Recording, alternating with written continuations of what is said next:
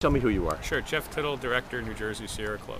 What did you take from what you heard today? I think that Dr. Kenish's report is sort of the Rosetta Stone for the Bay. It lets us see a very clear path on what needs to be done for the Bay, and that's not going to be easy. It's the Bay is a very important waterway to the people of New Jersey. It's close to a $4 billion a year to our economy through tourism, and we're going to love the Bay to death unless we were willing to take strict positions on protecting the Bay and cleaning it up. We need to have what's called a total maximum daily load, which sets a limit on the amount of pollution the Bay can have and then starts reducing that pollution. We're going to have to deal with land use issues because sprawl and overdevelopment are the Bay's biggest threats. And the Bay is a great resource for all of us, but unless we really are willing to make those tough choices, and that's also going to cost money in retrofitting storm drains and other things. Unless we don't make those tough choices, the Bay will die eventually, and unfortunately maybe sooner than later. And you don't need to be a scientist.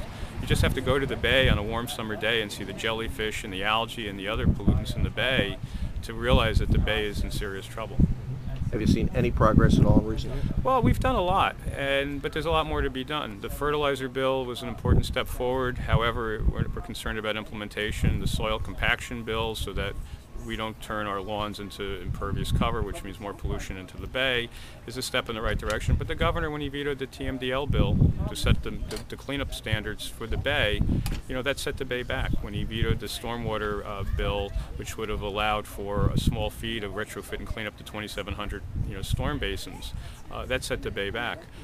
We hope that, given the governor not running for vice president and given the governor's, I think, public commitment to the Bay, that he'll follow through and make some of the tough choices. It's not easy. Look, I'm not going to just blame him. Other governors didn't want to make a lot of the tough choices because it's tough to say no to sometimes to local towns who want more ratables. It's tough to say no to campaign supporters who may also be developers. On the other hand, there are a lot of economic interests, whether they're marine owners or even developers themselves. If there's not a healthy Bay, they're going to lose money.